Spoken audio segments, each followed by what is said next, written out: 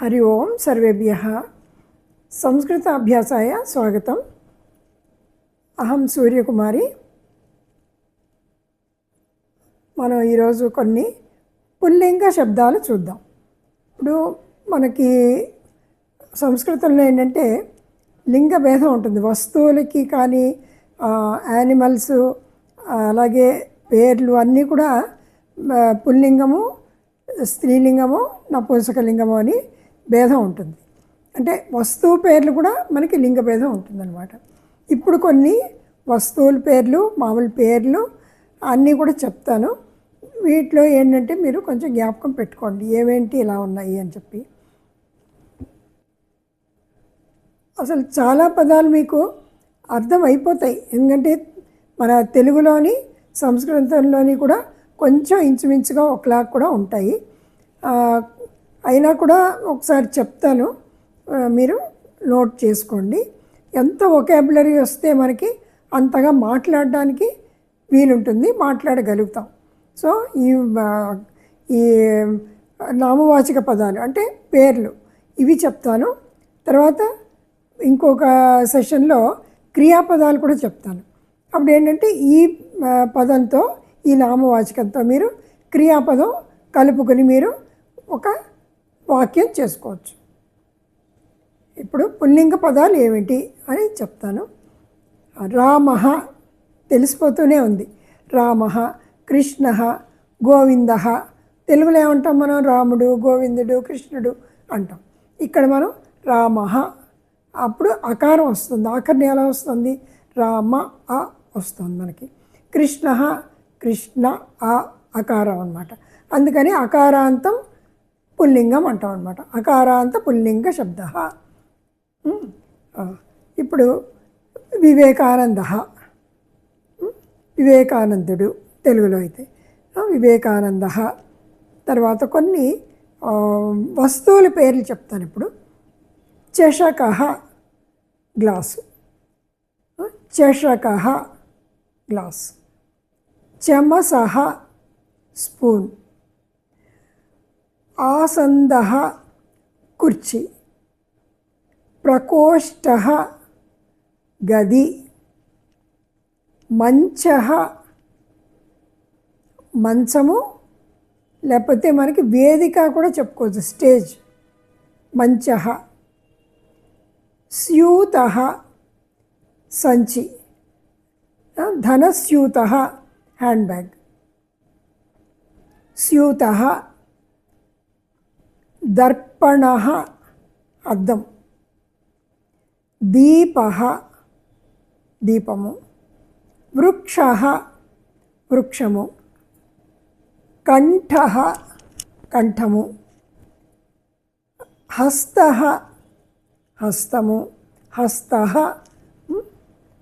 తర్వాత కర్ణః కర్ణః చెవి.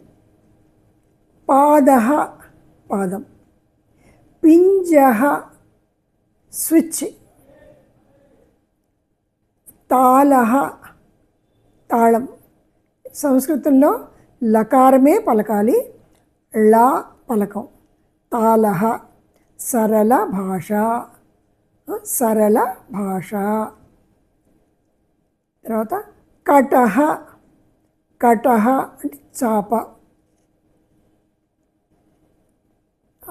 చిత్రకారః చిత్రకారః. పాచకః వంట చేసేవాడు, పాచకః. తర్వాత దేవాలయః విద్యాలయః.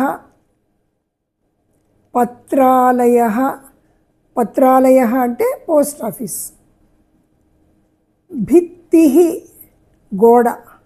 భిత్తిః గోడ. స్తంభః స్తంభం. ప్రోచ్ఛః టవల్. ప్రోచ్ఛః. కోశః పాకెట్.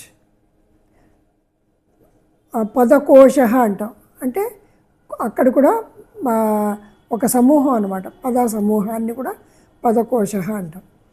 తర్వాత విత్తకోశ బ్యాంక్, విత్తకోశ, విత్తం అంటే ధనం. సో విత్తకోశ బ్యాంక్. తడాగః, తడాగః పాండ్. మండపః, మండపం. సూర్యః, చంద్రః. సేతుః, సేతుః బ్రిడ్జ్, సేతు నిర్మాణం అంటాం కదా, సేతు నిర్మాణం జరిగింది రాముడి కాలంలో. రాముడు సేతు నిర్మాణం చేశాడు. ప్రకాశః, లైట్, ప్రకాశం, ప్రకాశः. అంధకారः, బహిః అంధకారः అస్తి.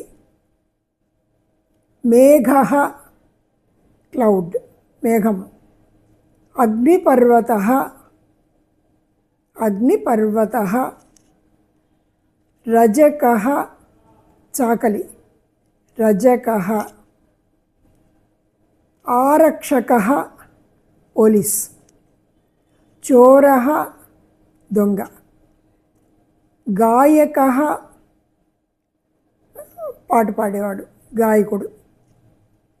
నటః, నటుడు. మార్గః, మార్గము. ద్వీపః, ద్వీపం. జలపాతః, ఇవన్నీ మనకు తెలుగు పదాల్లాగే, అంటే సంస్కృతం నుంచే మనం ఇవన్నీ తీసుకున్నాం. జలపాతః. దండః, దండః అంటే స్టిక్, దండిస్తాం కదా, దండః అంటే కర్ర. పుష్పకుండః, పుష్పకుండః, కుండం. పుష్పకుండః అంటే ఫ్లవర్ పాట్. కండోలః, కండోలః అంటే పువ్వుల సజ్జ, మనం పూలు కోసుకోవడానికి తీసుకెళ్తాం కదా, పువ్వులు ఇస్తా. కండోలః. కాండః, కాండం. సుధాకండః, సుధాకండః. సుధాకండః అంటే చాక్ పీస్. సుధాఖండః. ఖండం అంటే ముక్క, ఖండ అంటే ఒక ముక్క, ఒక పీస్. సో సుధాఖండః. అది ఎక్కడ ఒత్తు పలకాలో అది కొంచెం మీరు గమనించండి. సుధాఖండః. చాకలేహః, చాక్లెట్. ఘటః, పాట్, కుండ. ఘటః. కంసః, క, మొదటి అక్షరం క. కంసః, కప్. మాలాకారః అంటే పువ్వులు కట్టేవాడు, మాలాకారః.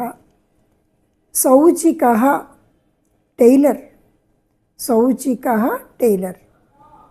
అర్చకః, అర్చకుడు. భిక్షుకః, ముష్టివాడు.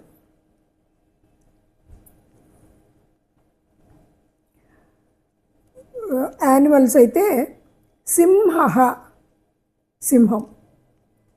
గజః, ఏనుగు. శునకః, కుక్క. శశః, కుందేలు. మార్జారః, పిల్లి. అశ్వః, గుర్రం. చటకః, పిచ్చుక. చటకః, పిచ్చుక. తర్వాత శిరః, శిరః. నఖః, గోరు, నఖః, గోరు.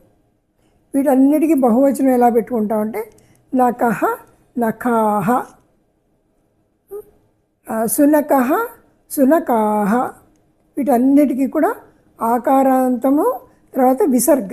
హ అని పలుకుతున్నాం కదా, దాన్ని విసర్గ అంటాం అన్నమాట. రామ, తర్వాత విసర్గ పెడతాం, అంటే 2 చుక్కలు పెడతాం. రామ 2 చుక్కలు పెడితే హ, రామః. గోవింద, గోవిందః. సో గోవిందః, గోవిందాః బహువచనం. రామః, రామాః బహువచనం. సింహః, సింహాః. చషకః, చషకాः, చిత్రకారः, చిత్రకారాः, ఘటः, ఘటాः. అన్నిటికీ కూడా ఇంకా మనకి బహువచనం పెట్టాలంటే ఆకారం పెట్టుకొని విసర్గ పెడతాం అనమాట. చషకः, చషకాः. సైనికः, సైనికాः. ఆరక్షకः, ఆరక్షకాः. ఇప్పుడు చెప్పిన ఏకవచనానికి అన్నిటికీ కూడా ఇలా పెట్టుకుంటే మనకి బహువచనం వస్తాయి అన్నమాట. ఈ పదాలు మనకి ఎంత పదాలు వస్తే మనం అంత మనకి మాట్లాడే భాషకి వీలుగా ఉంటుంది. తర్వాత మూషకः, ర్యాట్. మనకి వినాయకుడికి దగ్గర ఉంటాడు కదా మూషకः, మూషక వాహన అదనమాట. సో మూషకः, మూషకాः. ఇవి ఈరోజు మీరు తప్పనిసరిగా నేర్చుకోండి. నేమ్, యానిమల్, థింగ్ అన్నీ కూడా అనమాట. అంటే ఒక వస్తువు పేరు కూడా మనకి లింగ భేదం ఉంటుంది కాబట్టి కొన్ని చెప్పాను. నెక్స్ట్ దాంట్లో స్త్రీలింగ పదాలన్నీ చూద్దాం.